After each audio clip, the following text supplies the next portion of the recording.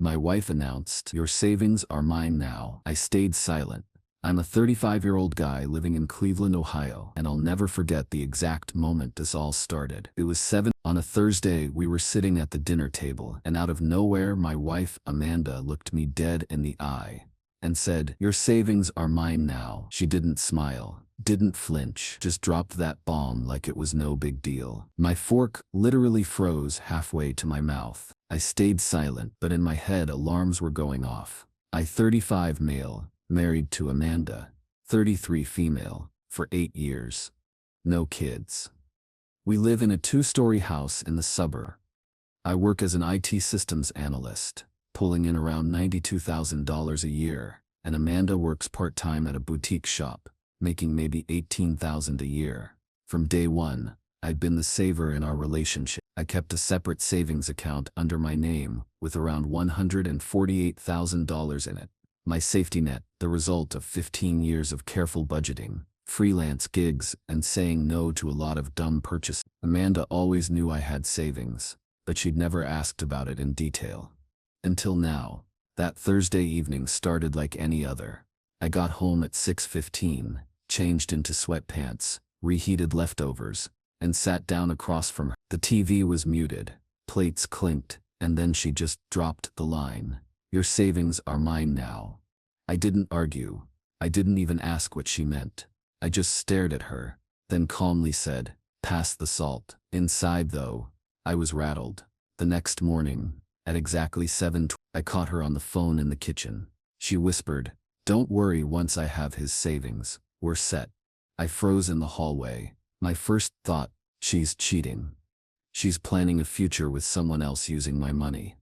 At work that day, I couldn't focus. My hands kept shaking over the keyboard. Around lunchtime, I pulled up my bank app. Balance, $148,327.19. Still there. No withdrawals, yet. That night, I tested the water. "Me. So what'd you mean last night about my savings?" Amanda shrugged. "We're married. What's yours is mine. I want access." "Me. Access for what?" Her eyes narrowed. "That's a personal problem. You don't need to know." That phrase, "that's a personal problem," set my teeth on edge. I stayed calm, nodded, and said, "Okay, we'll talk later."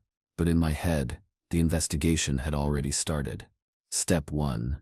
I contacted my buddy Chris, a lawyer who specializes in family law. At 9:40 the next day, I called him on my lunch break and explained. Chris said, "Don't confront her yet. Get proof, protect your accounts. And for God's sake, don't move any money right now, or it could look shady later." So I waited. At 11:08 that Friday, when Amanda was asleep, I unlocked her iPad. Same passcode she's had for years. And there it was, her messages. A text from a contact saved as D. "Once he gives you access, transfer everything to the joint. I'll handle the rest." Her reply, "He won't even fight it. He's too passive." My chest tightened. D. Who the hell is D? Scrolling further, it became clear. D was Daniel, her ex from college. The guy she swore she hadn't spoken to in years.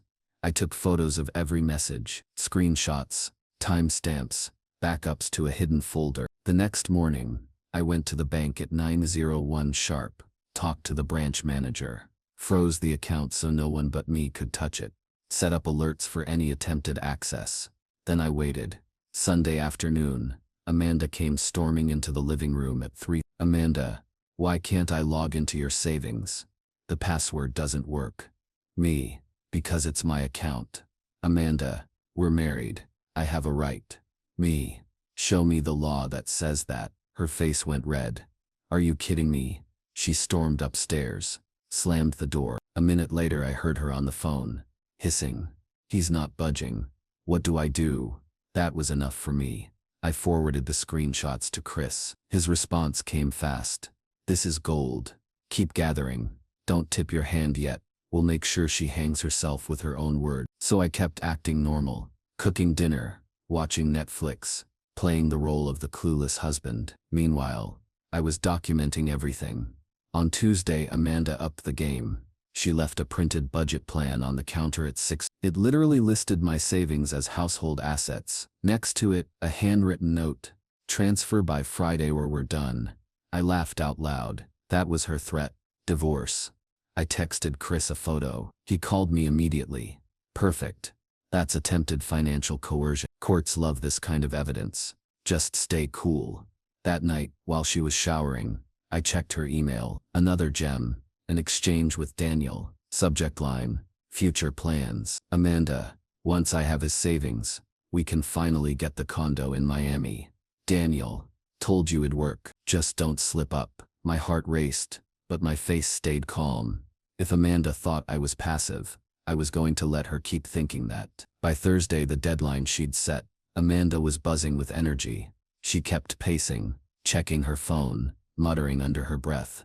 At exactly 8:00, she sat me down at the dining table and slid a piece of paper across to me. A joint account application form, already half filled with her info. Amanda, sign it, now. I looked at the form, then at her. My heart was pounding, but my voice was calm. Amanda, you really don't want me to sign this? Her eyes narrowed. Why not? I leaned back, folded my arms, and said, because I already know everything. She blinked, thrown off for the first time. For weeks she'd been plotting with her ex, Daniel, to drain my savings, but she had no idea I'd been documenting every text, every email, every whisper. Amanda tried to play dumb. Amanda, what are you talking about? Me. Don't act like you don't know. I've seen the messages. Daniel. Miami condo. My savings. Her jaw literally dropped. Then she laughed. Amanda. So what? We're married. That money's half mine already. I kept my voice level. No. Amanda, that money was earned before we even met. It's protected. And now I have proof of what you've been planning. Her face twisted. You're pathetic. You think you're some mastermind. Daniel's right. You're weak. That stung, but I stayed quiet. Silence was my weapon now. The very next morning, at 9:04 a.m., I met with Chris at his downtown office. I handed him a neatly organized folder, screenshots, printouts, timelines. He whistled low. This is airtight. If she files for divorce, we'll crush her claims. And if she tries to touch your savings again, it's criminal.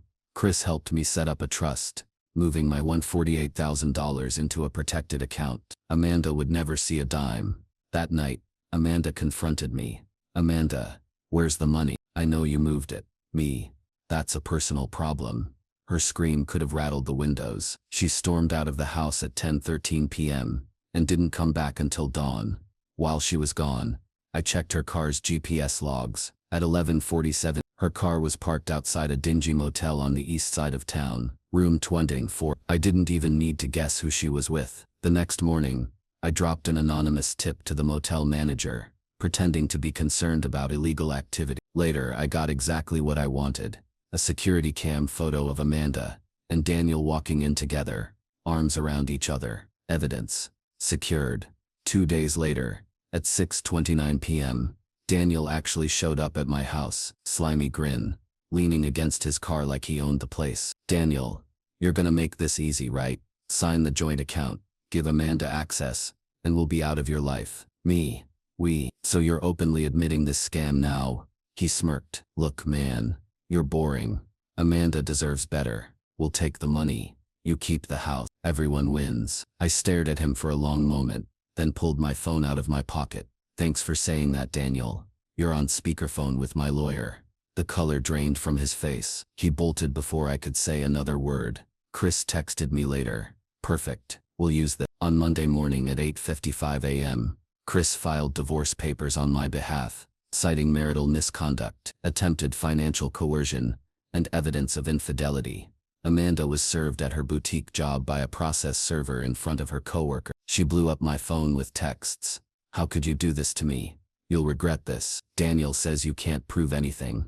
Oh, but I could. At the preliminary hearing 2 weeks later, Chris laid it all out. The texts, the emails, the motel footage, even Daniel's little house visit confession. Amanda's lawyer looked like he wanted to crawl under the table.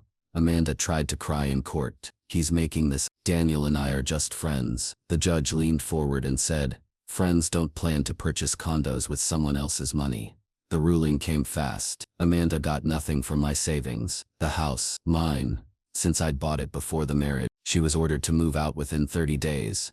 As for alimony, denied. The judge literally said, "Mrs. Carter, your conduct has forfeited your claim."